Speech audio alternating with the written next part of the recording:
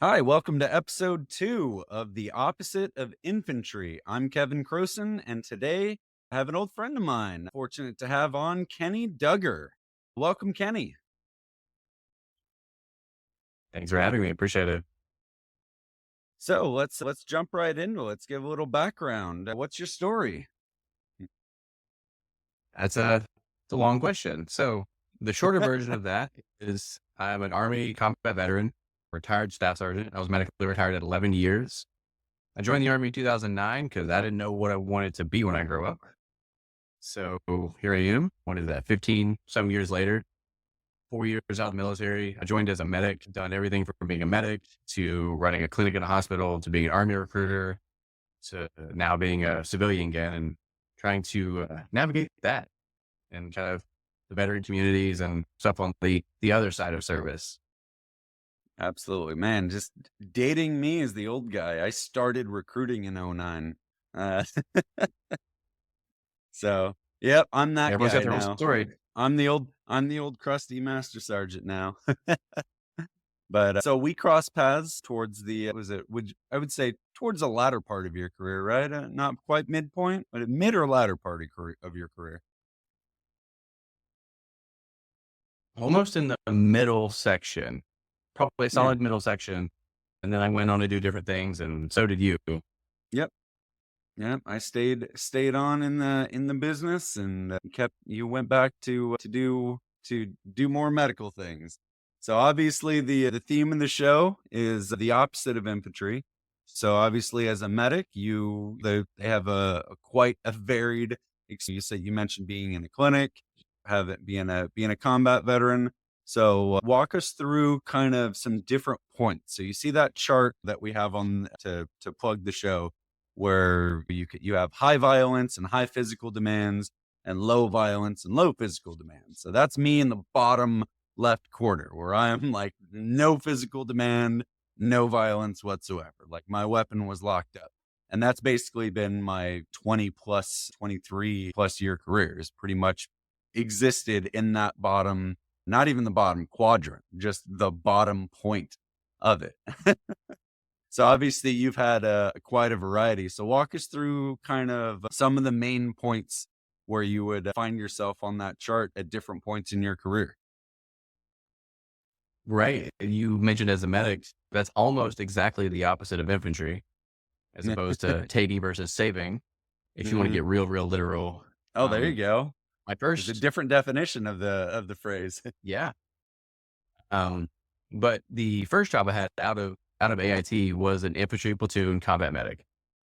So it's about, I feel like, and it's a biased opinion, it's about as close to being an infantryman as you can be without having a blue cord and being an 11 series.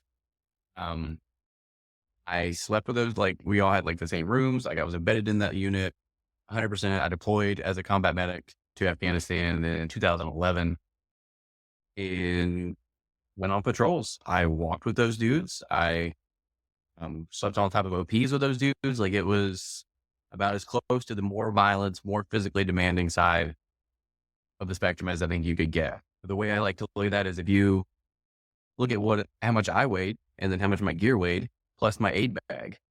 So everything everyone else was carrying plus my aid bag, it was really close to like another 60% of body weight. So I weighed 150-ish at the time. Me and my gear was over 220. So that's really hard, especially on a smaller framed guy. Like that's hard on your body and keeping those dudes and knowing, I don't, I'm sure they're on edge. I'm confident they were on edge, but so was I because I had to be able to react and help them if necessary. I knew that they would help me, but they had a whole different job too. So in my experience, and experiences may vary. I think I've seen and heard you say that a few times, but Yep. experiences may vary. I was definitely in that top right hand corner. Hmm. Now, shortly after that, I ran a specialty medical clinic in a hospital.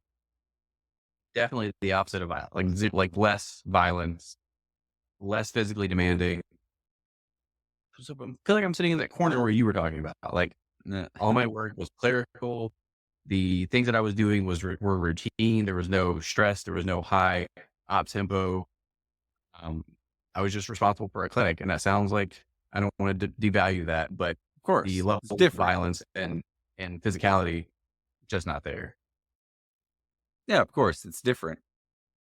Yeah, and which is a big, very big shift. And I had to, Oh, yeah. learn how to say a standard of how I approached things at that time too.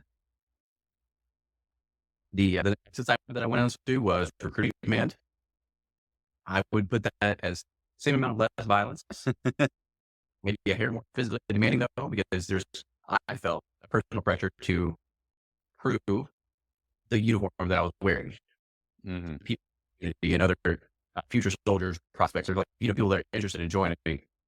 I felt a certain level of physicality and standard of bold to show that it's worth it and that you can do it, and then anyone can do it for that matter. So that would be my argument for being more physically demanding.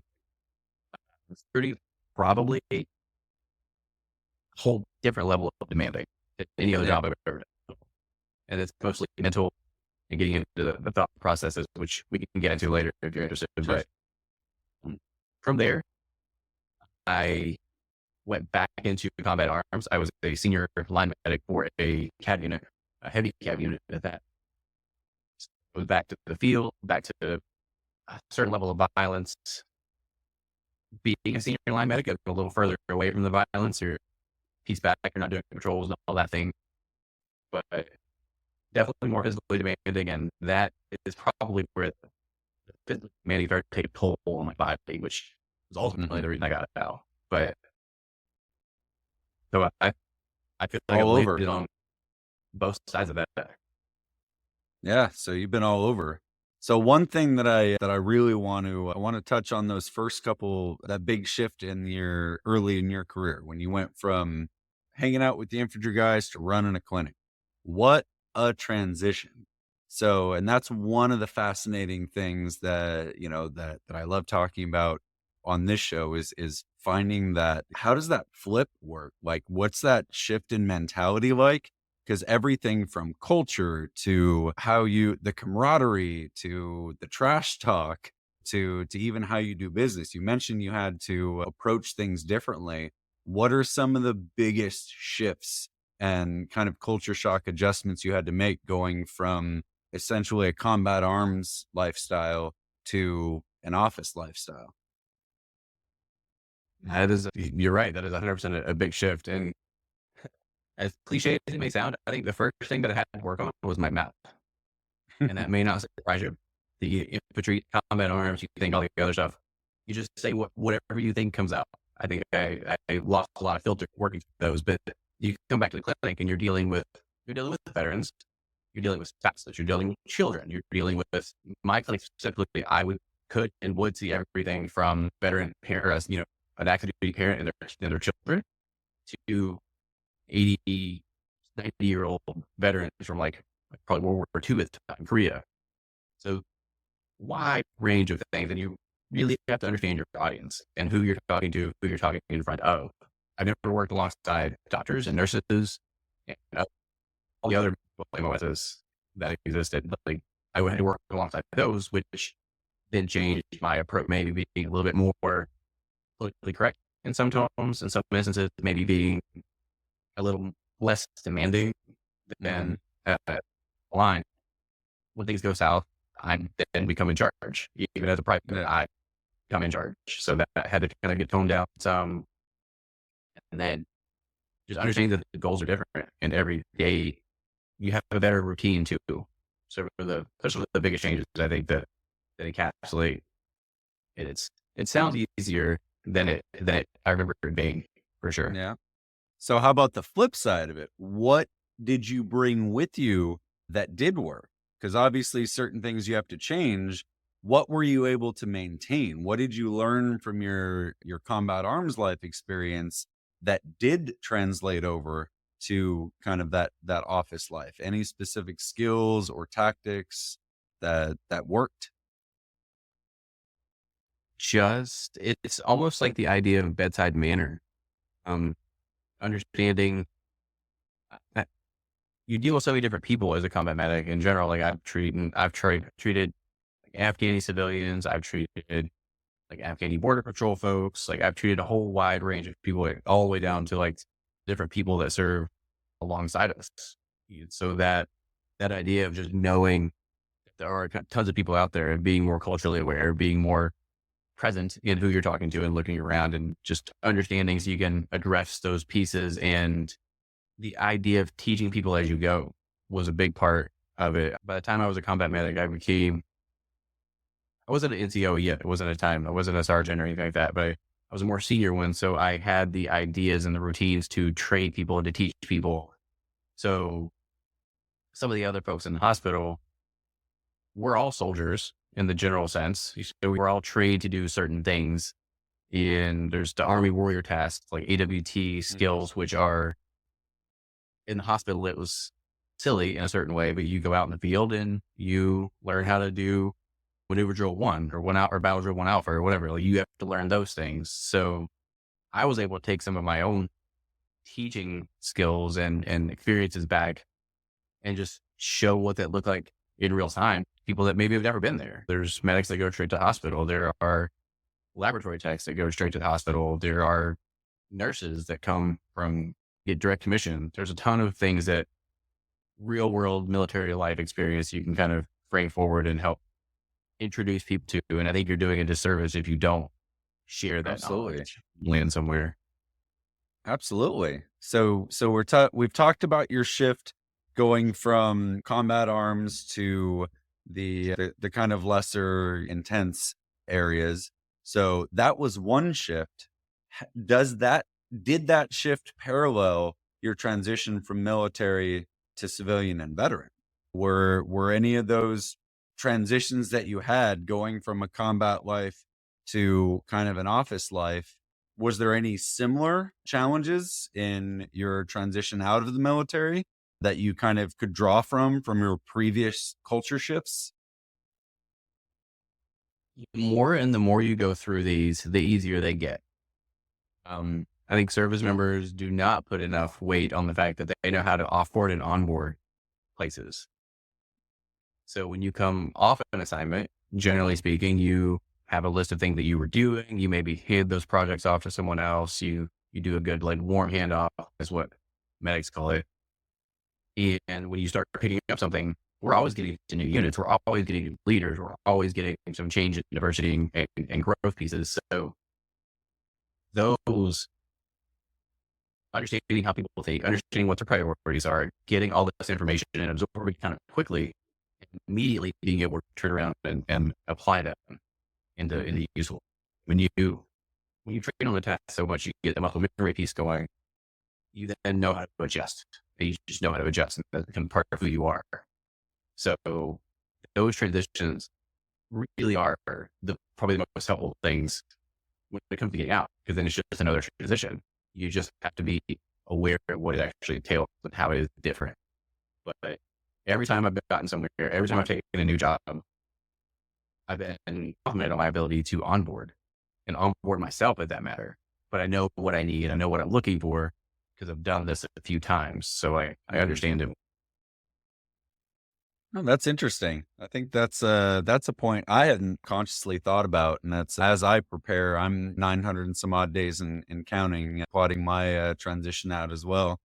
So, but that's a great analogy, and I think that's a skill that a lot of us you don't really consciously think about it, but that is a great skill to have. And that's really neat to think about, especially going through those. I want to switch gears. And again, I like this idea that you've gone, your experiences going from combat arms to a more office style bureaucratic work to civilian. So I want to kind of retrace those steps again, but this time I want to talk about it within the context of the culture and what I'd like to call the sibling rivalry. We trash talk. There's pogues and legs, and there's slick sleeves, and there's all these little trash talk derogatory terms. And one thing I like to address on here is that that's part of our culture. I think most of us accept it. I would say for me personally, I can't speak for everyone. As super pogue, I've never really taken offense. I've always been able to find the humor and just understand that it's a little different. But how was that from that perspective? We've talked practical skills, but were you ever on, were you kind of allowed to be in that cool kid club as the medic at the infantry guys who were talking trash on probably the very people that were working in the clinic that you would ultimately go to later? So talk to me about that. The being being a medic in a combat environment, and how that culture, did it wrap you up into it? Were lines crossed? Did you get wrapped up? And then how did that shift or affect your mindset when you were on the other side of it? That is an interesting question. And from a medical perspective, I have this, I have it wrapped up to this idea of being called doc. Hmm. Initially, you're just a medic. Yeah, And you have to those guys, you have to prove your worth. You have to prove your worth, your weight. And once sure. you do, you're then doc. Once Hmm. you're doc, that title doesn't ever go away. Like you have kind of earned your merit, earned your salt, and done that. But now, with that being said, like we talked about, you go back and you work in a clinic, the same folks that you're working next to, who may have the same exact skill set, who may have a higher skill set than you, just haven't done it or haven't proved themselves to those guys. And so there is that conundrum, that dichotomy of what gets said, what gets meant. Hmm. I think you're alluding to the idea and the difference between what gets said and what gets meant Hmm. when someone goes at it. And I never personally took offense, but I also felt like I could straddle the line between being a super vogue, because I'm never getting a CIB. That's never happening. Like combat infantry Yeah. badge, nothing like that's ever happening for me, or was never happening for me. So there's only so much you can do about that. It's when they start ostracizing you, or people start really digging into more about you, like your service, your idea, not what you are. Um, but I also feel like we can get to this later too, but there's too Sure. much tied into the identity piece of who you are and who you were in the Hmm. uniform, not who you are, not who Kevin is. Yeah. I'll make that distinction. I hope you don't mind, but like the difference between Of course. Master Sergeant or First Sergeant and Kevin are Yeah. very different in a lot of ways. So as long as those lines stayed at a certain level, I never took any offense to them because I knew what they were. I took them in stride to get to the end goal of being trusted and being a trusted member of the team, because that's part of it in certain ways. Yeah. Were you Not ever the best thing to witness do. to This part of it. Were you ever witness to were there any instances that stood out to where you saw the line was crossed? Where you feel it kind of went beyond sibling rivalry and just kind of our culture that everyone's accustomed to, either being on while you were with the combat arms guys, or on the flip side as a recipient? Were there any experiences that you had that you felt kind of like were beyond the standard of our culture? I don't I don't recall anything specifically, but the way my career transpired, I hit a lot of those check marks earlier on. I Mhm. deployed pretty early. I was with infantry guys pretty early. I saw things. I helped people. I feel like I've checked a lot of those pieces off, and to the extent that the very first patrol that we did in country, all the people around me were a little hesitant. So I stepped up and led the patrol. It's an awful idea. I do not recommend it. No senior medics, no junior medics, no medic period should ever run point on a patrol. That's not a good idea. But I did that to kind of set that tone. You know, Yeah. you're in charge of your own destiny. You're in charge of how people view you. And I didn't want to butcher that or to botch that. So I That's a think I've great always been there. yeah, that's actually a great point I think I wanna expand upon. Do you think that there is a pressure for non-combat troops to kind of to go beyond to prove themselves? Like, for I'll use an example for me. When I was in Kuwait, they were taking volunteers to run convoy escort, to run gun trucks. And it was just come on, come all. And I'm like, no, thank you. I'm I'm an Excel guru. I'm really good at doing these PowerPoint slides. And there's been a lot of I had to reconcile my own, like, was that cowardice on my part? Or should I have done that to prove that I was more of a real soldier? Ultimately, I've come to peace, like, no, like I have a particular skill set that I'm better at. And if I did volunteer for that, I probably would have gotten myself or somebody else killed, not out of cowardice, just because out of like, that's not anything I've ever trained for in any sense whatsoever from basically since basic. The last time I would have done anything even remotely close was basic training. So, and again, there's probably people out there to listening that would be like, oh yeah, totally coward. Like when, hey, that's your opinion, but there was a lot of pressure. And I think you bring up a good point of, hey, like when you're around those guys, do you think that that's maybe an unfortunate byproduct of military culture of maybe we don't realize like medics, admin specialists, supply sergeants, drivers, like we're not trained to do that stuff. And the ones that do it, hey, a lot of times it's in heroic circumstances, sometimes in unfortunate circumstances. Not to say they can't do it. I mean, we're not denigrating or saying anyone can't. But this idea that maybe I should step up to show how tough I am or how cool I am or prove myself to these guys. Kind of expand more on that. Like, have you seen, obviously you did it firsthand, but did you see that elsewhere? Do you kind of feel that that is a byproduct of our culture? I do and I don't. I think a Okay. lot of that is an internalized thing that you already have. I think you potentially have that idea or that belief that you need to prove yourself, and others maybe understand their strengths more than other folks do. So some people are gonna feel the need to do that outside of their scope, outside of their wheelhouse, and try and prove something. And others are more at peace or at peace with what they are good at and kind of know what value they bring to the table. And I think you do or you don't. Mhm. I've seen medics that said that I'm good at this. I'm not your job is your job. This is my job. So unless you want to do my job, then you keep doing your job. Yeah. I don't want to actually do my job. So do your job better. Like it's preference, maybe not preference. It's the way that person approaches life in general, I think is what More kind of drives intrinsic. that point. Yeah, I think so. I think it's more of an intrinsic need to feel included even, or to prove yourself, or others are just comfortable and they know what they can do and what they can't. Absolutely. And sometimes the nature of this business, we are in the business of violence. When you've, like you said, you've plotted a bunch of different places. One thing we were talking about before we went on the air, I like this phrase that you used, translating violence. As you've transitioned out, you mentioned the kind of learning and adapting on how to make that maybe not relevant, right? Probably not the good word, but trying to convey your experiences to a non-military audience. So let's kind of dive into some of your obviously medically you're medically retired.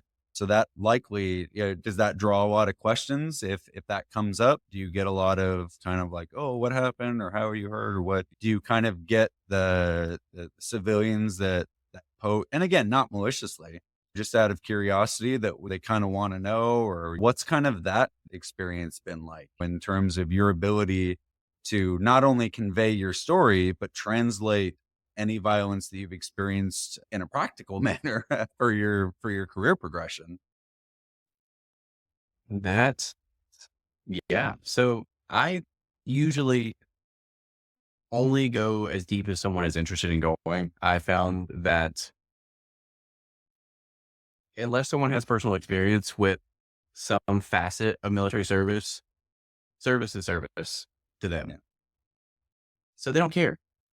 Quite Yeah. honestly, they don't care what's on your shirt, what's on your uniforms, what your military awards, decorations, sleeves, nothing else. Nobody really cares. So I usually only leave it at the point of I did just over a decade, at like 10 and a half years um, in the military. And I'll leave it at that. If they have questions, why did you go to 20? Because my body said no. Body said no. The Army agreed with it. And that's where we're at. But Yeah, I don't go much deeper unless someone has a curiosity or a question. I make it very clear that I'm open to those, but Mm. also, like I said, unless people have a touch point that they want to hit at or they want to mention or they want to discuss something, Yeah. generally for people, service is service. You did it or you didn't. Yeah. Maybe And the I think question of what did you do comes up, but that's it. And I think that point that you said, service of service, kind of contributes to the imposter syndrome of some of the opposite of infantry people. Like I remember coming back from Kuwait in '05, and people I see pictures or see me in uniform when I went back to the reserve and going to my drill and be, oh, thank you for your service. And like, oh, I just got back from deployment. People don't, like you said, to them, service is service. So as far as any layman was concerned, I was like some combat hero. I was like, no, I sat in office, had air conditioned tent. It was great. Like, and that kind of almost is like for someone like me who's fortunate to not have seen things that other have seen or experienced damage that other people have damaged. And people like me, I've talked to many who were like, it almost makes you want to be like, no. Like people say, thank you for service. No, I didn't like no, I didn't really do anything. Like guys like Kenny, like I'd point, oh, Kenny, thank Kenny for his service. Like that's, but you see what I'm saying? And it's like a trickle downhill thing. Like even you, someone who's medically retired, whose body broken out, even you're going to have somebody else where you're like, oh, no, not me. There's people that had it much worse off. And then there's people echelons below you, people like me who are like, who would point to you as the reference guy. So it's just kind of that interesting idea when to a civilian, yeah, service is service, but the kind of layers that we feel as service members and veterans, is that something that you've seen or kind of experienced in the veteran community post military, either by for yourself or some of your peers or groups that you've been in? I have I have friends that live on both sides of the spectrum to where they have the words, the decorations, the stories, and the personalities to rise to that level of conversation. If we want to kind of go to that idea, like they're like, they thank you, I appreciate, but there's also they're equally like likely to say that it's not them, it's people that didn't make it back are Hmm. the heroes of that. So I think we do tier ourselves, kind of like what you're saying. Like you would point to me, I would point to someone else. That person would likely point to one of our friends that didn't make it or something. Like we tier ourselves, and a,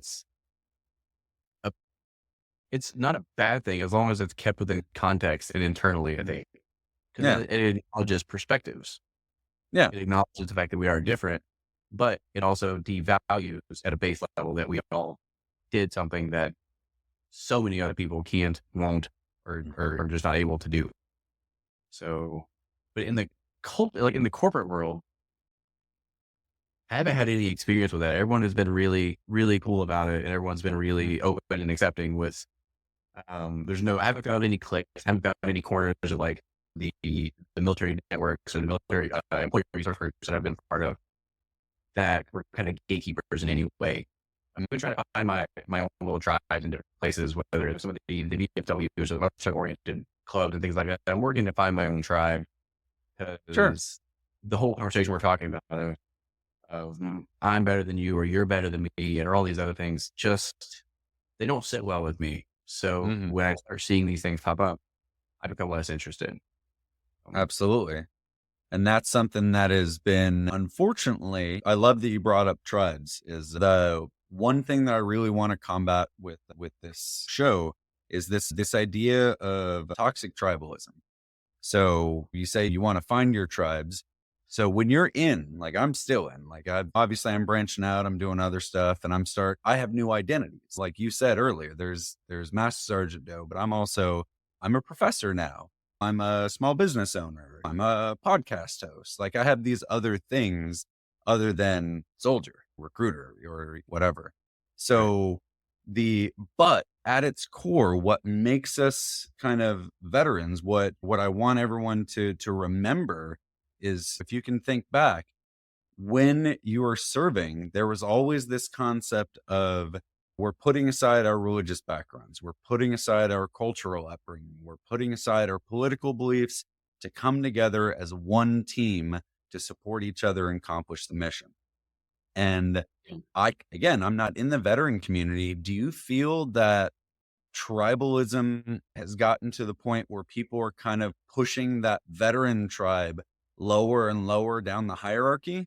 Because we've seen a lot of cannibalization, especially in politics. I don't want to go too deep down that rabbit hole, but there's a lot of eating our own, so to speak. And I think when you put your political belief or religious belief or cultural belief up here and you start pushing your veteran status, your veteran affiliation, when you kind of rank your tribes differently, obviously you're not going to make being a veteran your entire personality.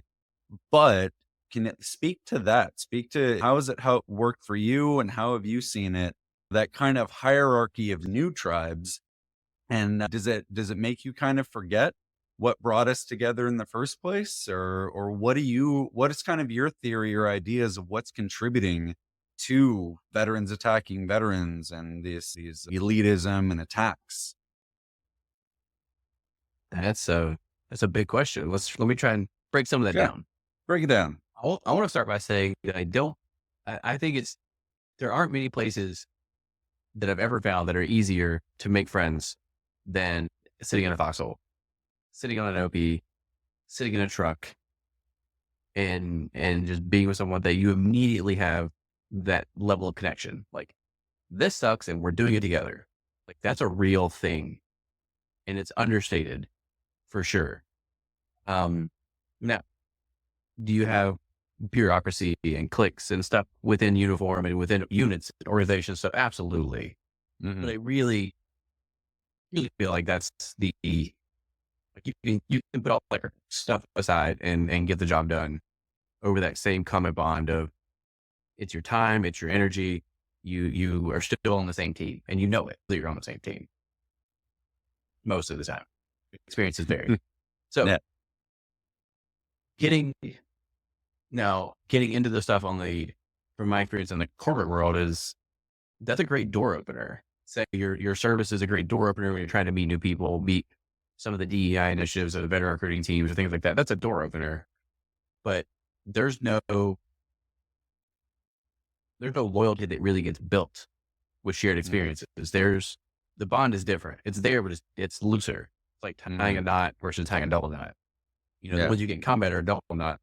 Anything in the corporate world, when you affiliate veteran with veteran, I think you get this like knot. It's not really, it could be pulled apart. So that's what I think my biggest thing is you have to find the secondary connection point for those, in my experience. Like, cool, you're a veteran too. What was your MOS? Where did you go? Where did you come from? Find that secondary shared experience to make that bond a hair tighter and get down that path of establishing something and something meaningful, something worthwhile. I feel like I'm missing a part of your question. Yeah. What were we missing in there? Yep. I was to say, I'm going to piggyback off that. For me, my secondary has been my college, University of Florida Gator. So that's been an incredible intersection with the military alumni network there. So now kind of the passion and fandom of your alumni network of college combined with military, that's been my kind of secondary. And that's how I've been able to make a lot of really good connections and make faster friends and really get tight with people. And like you said, it's exactly having, okay, veteran, but also this. That was a really cool thing. In the corporate world, we're talking about one item I want to touch on as part of this is the translating of violence. So obviously you're not going to put like got got into it in Afghanistan on your resume. So you've mentioned you don't in terms of talking about it, but is there a place for that in corporate? What in your experiences? I wouldn't say corporate America in general, but in your experiences, is there a place for it? And if so, how? I think there's absolutely a place for it, but you have to understand what it is and what it isn't first. Mhm. Like saying that you got into a a tick in Afghanistan that lasted 18 hours and you had 6 wounded people that you had to take care of and evacuate doesn't have the same ring as understanding that that experience taught you how to triage tasks appropriately, how to completely follow through and manage competing priorities, and almost look at things from a higher level perspective and understand what needs to get done and what doesn't right now. So you learn things in that you don't think that you maybe learn about.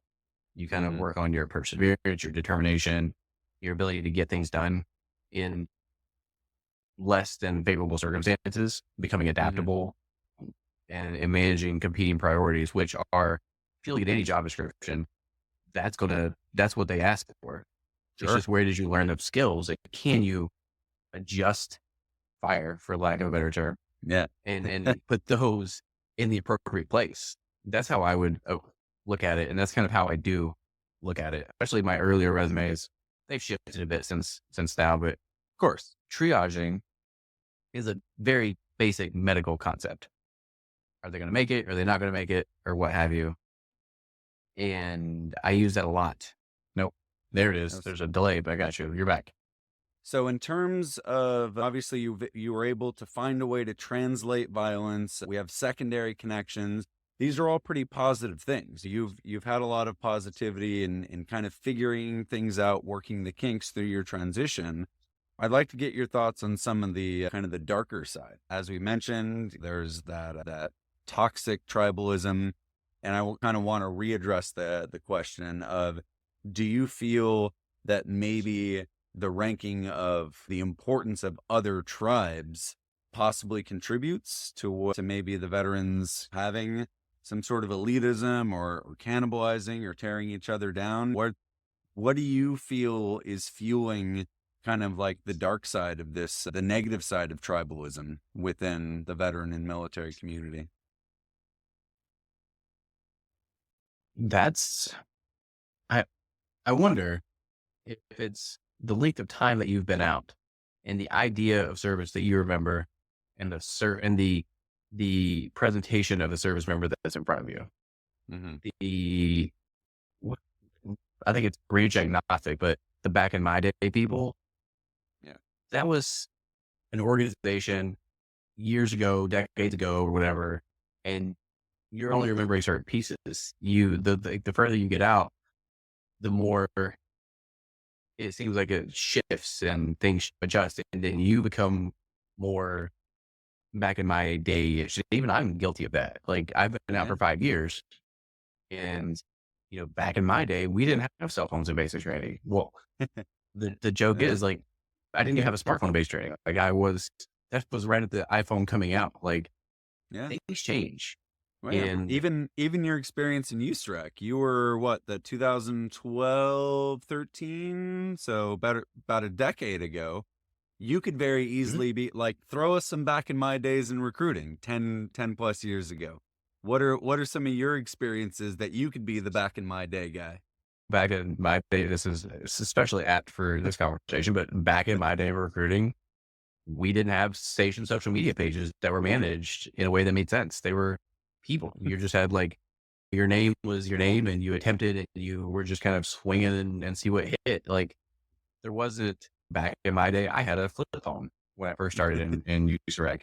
Back in my day, we had hotspots for our laptops. Like, let's see, there's probably more than these. Back in my day, we didn't have a social media form of contact on the ATS system, like the applicant tracking system, whatever you want to use Yeah. now. Yeah. You just kind of winged it. It was like email, and then in the Yeah. comments, you made sure it was like the social media contact, and Yeah. we became friends. Like Yeah. that was the big win for there. It, Yeah. So yeah, it definitely even was not. you, and the point here, even you, a relatively young guy who hasn't been out for too terribly long, even you has the potential to be that guy.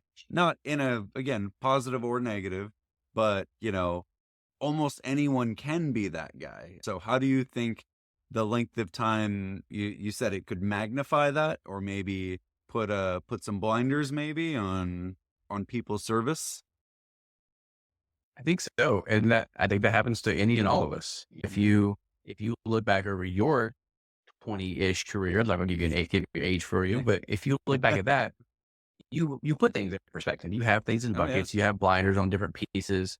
Maybe one job you're looking at the very awful thing, another job you're looking at the Yeah. great things, and over time, the the stuff in the middle seems to wash away.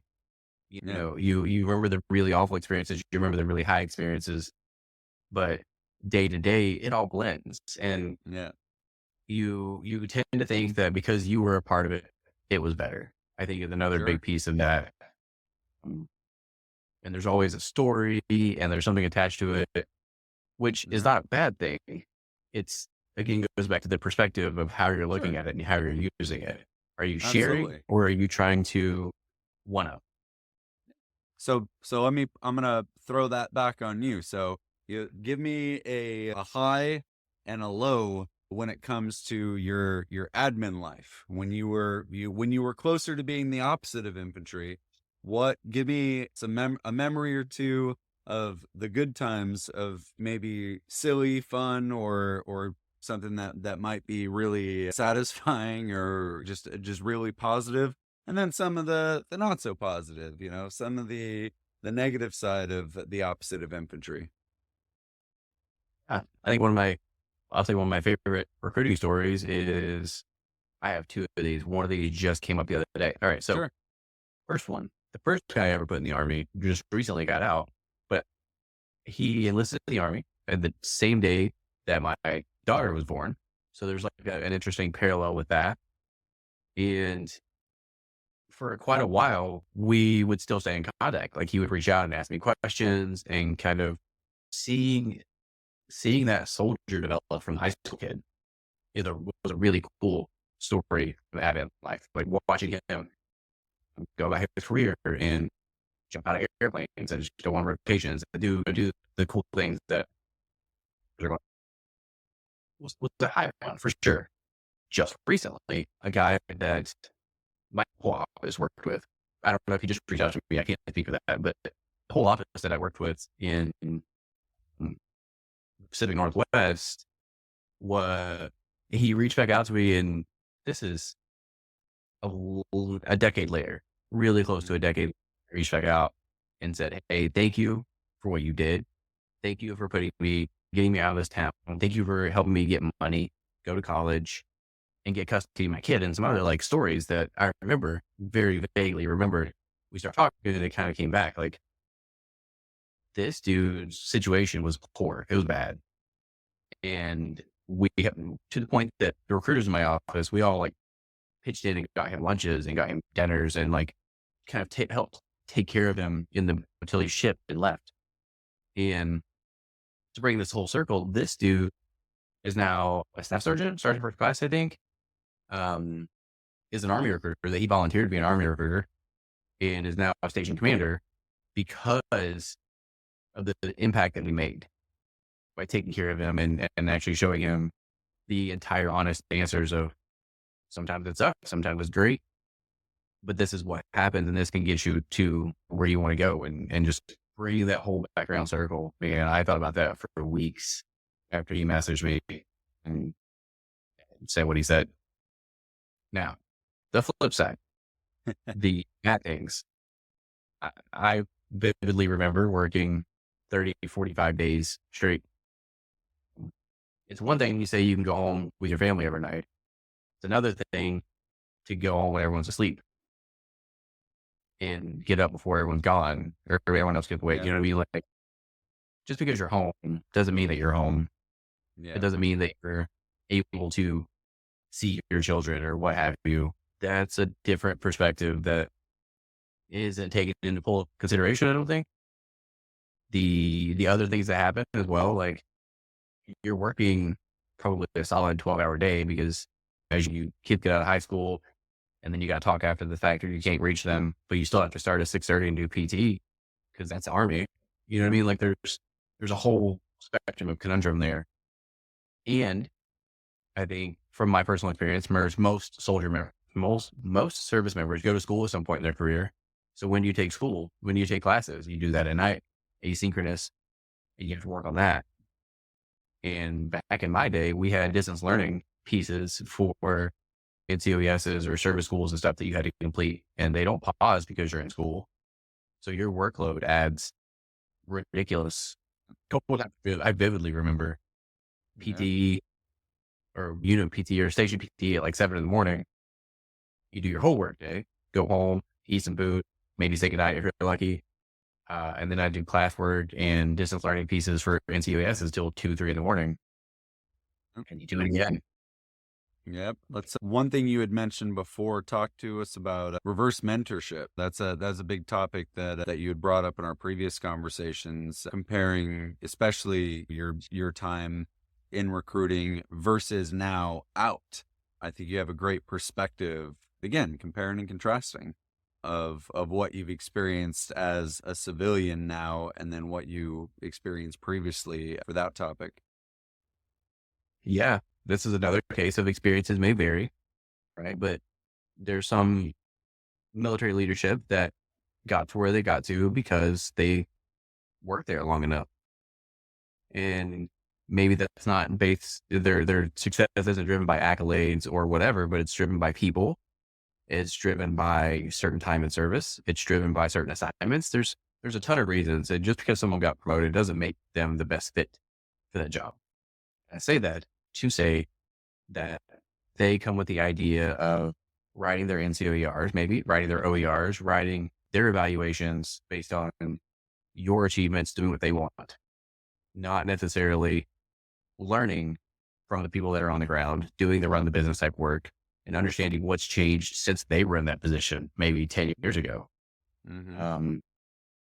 Develops the reverse mentorship, meaning going from the top, looking at the bottom to see what works, what doesn't work, and how they can affect change. A good leader, this is so overused in my experience after the fact, but like a servant leader is genuinely what I feel is a good leader, with a few caveats Yeah. of just knowing what that actually means.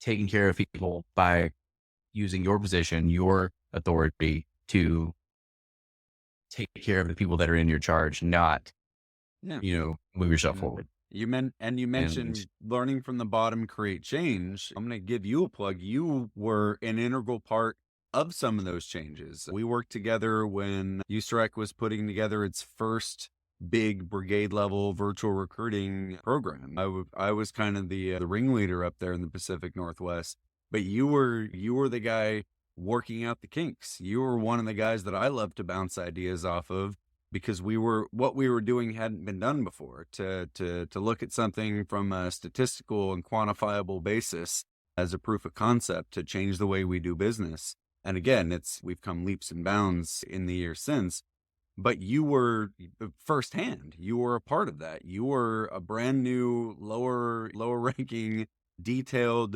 yeah, non-recruiting recruiter as a medic, but you were there driving change up. And thankfully, we had folks that were able, in some capacity, in that niche, to be able to kind of work in reverse, to allow guys like us to push change up from the bottom. Because as the flip side, there was many people for a long time that did not want to adapt. So how is yeah, that translated? That experience, obviously you've seen both sides of it. You've helped create change, and you've also kind of had the thumb on you in other aspects. How has that followed you to your civilian life? Has it been different? Have you had similar experiences, or is it drastically different? look, man, this brings us full circle. Mm. So what I did then, the military is acquisition, it's direct acquisition Yeah. of your targeted market, right? By driving change and meeting them where they need to be met with the story the things they need to hear about the story. That's marketing. That's like the marketing at the most base level. And it took me too long to understand that. So now what I do now, that whole data driven approach and using quantifiable metrics to push change forward. And this is why it's the balance, the science and the art of marketing. And that's what I do now. I'm a senior direct acquisition marketing specialist for Progressive Commercial Insurance. So my job is to help meet the right customers at the right time by understanding who those people are, why they do what they do, and and why they buy what they buy and how we can meet them and connect with them on certain pieces. And it's an interesting mix of understanding customer segments, how to shape customer segments, how to look at the brand image from a whole, but also what the person wants. When you start balancing being a recruiter, you're looking at what the army is, what the person needs, and how do they mesh. And that's what marketing is what is your brand? What is your business? What does the person want? And where do they meet? And Yeah. where they meet is not as easily defined as what your brand statement is. Just because you want to meet them there, you want them to be there, doesn't mean they're there. You have to know how to figure out quantifiably what that looks like and what they actually are, and be able to articulate that data story or the story that the data tells you to people above you and be like, hey, you want to do this, but we need to pump the brakes because that's not right. And not being afraid And to do you bring that get up. that reverse mentorship and exposure to higher levels that are receptive?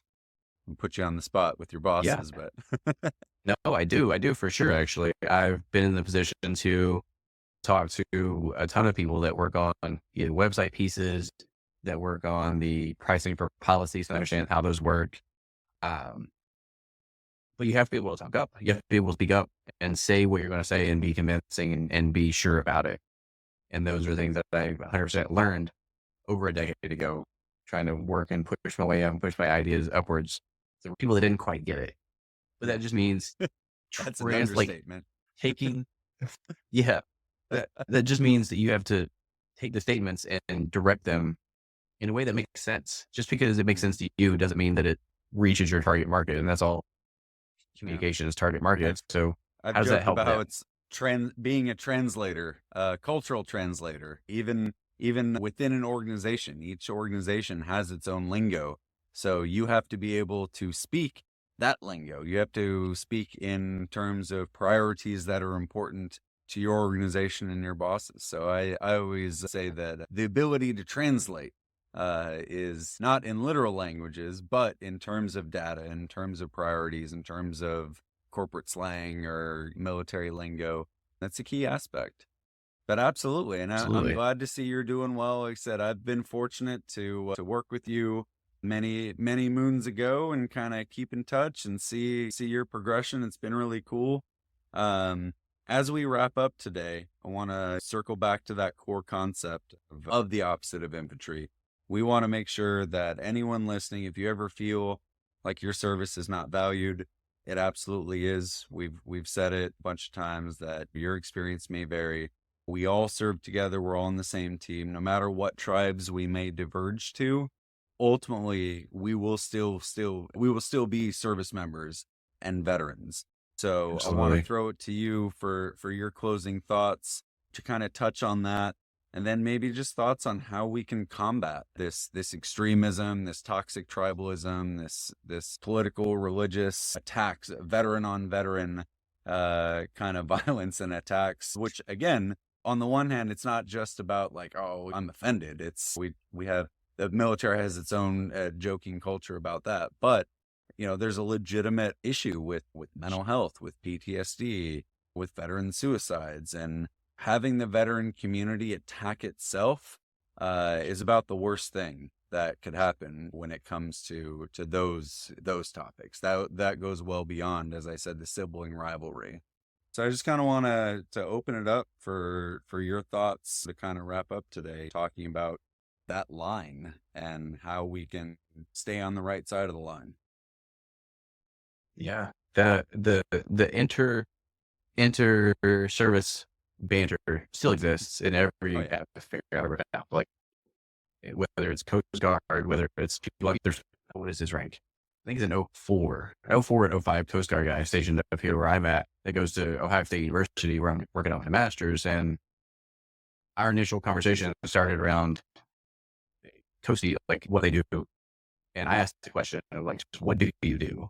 And you start to build that relationship. It's not, yes, I was like, oh, you're a Coastie. And it's just like a quick poke to feel. He's like, yeah, yeah, yeah. But I'm like, but your job is cool. Like, I don't understand it. What is it? So Yeah. you can still start. I genuinely think you can still start that initial conversation with the inter agents or the inter service, like pokes and jabs. as long as they're good humor, and then goes back to what you and I talked about of that secondary connection point. For me, it's curiosity, cars, motorcycles, things like that. Like that's where my second point is. And so we started talking about like, what does he do?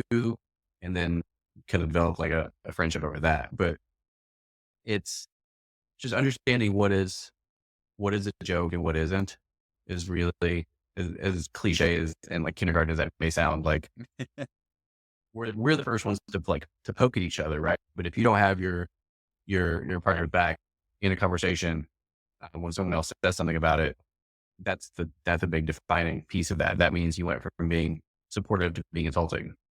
Mhm. You have now devalued their service and what they do, and everything from National Guard people that I've run into, reservists that I've run into, that try to devalue their own service and say that like my 11 years or whatever is real. No, man, it's all real. It's all very, very real. You coming from the recruiter perspective of that, like you can do something that people can't do. We have so many people that just simply can't join the army, whether it's their medical, their legal, their moral, they just can't. Not to mention the ones that don't want to. So just understanding what the group of who you are entails is important. And then the issue of me being medically retired comes up often enough, and that becomes a part of like, well, why? Like nothing seems wrong with you. Goes back to like your mental health and the other things that you can't see, right? Those things are such an impact on my daily life. When things go south or things go sideways, if I'm not aware of them, and they really like start to fall apart because everyone has triggers of what get crazy for them, what gets to them and starts to irk them and really drives them to a specific state or specific time. And part of being a service member is taking care of each other. So look for those. Like, understand like who your people are, and it's not devaluing if you ask if you're okay. It's not devaluing if you say you need to pause in what you're doing to speak up. I think it makes you stronger, it makes you look stronger as well. If you know yourself and your situations, your limitations to that end, just tell your stories, tell the ones that you're comfortable with. Trauma is, at least in my opinion, trauma is help by telling, whether that's counseling, therapy, medication. Try that. I tried all those, done all those. Like, but you have to tell your stories. You have to share the pieces that you learned, which sharing between service members is almost common, but it's not common outside the fact. Mhm. So that's the best way, I think, to work within each other is to share your stories, not to one up each other Yeah. personally, respectively, but like to share those experiences and find more commonality, find more common ground. And that brings it all the way back around to, if you want to thank someone for their service, ask them ask them about it. What did you do? What did you like?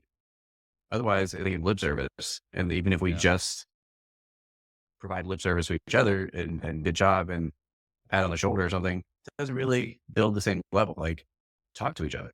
Like there's no shame in talking, and no matter what you talk about, as long as you can talk about it, we can do more of that. Absolutely. Love it.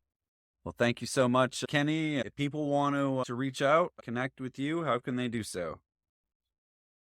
You're likely to find me on LinkedIn, Kenny Duggar, DU double got urge. You'll probably never forget it if you say it like Tigger. So Perfect.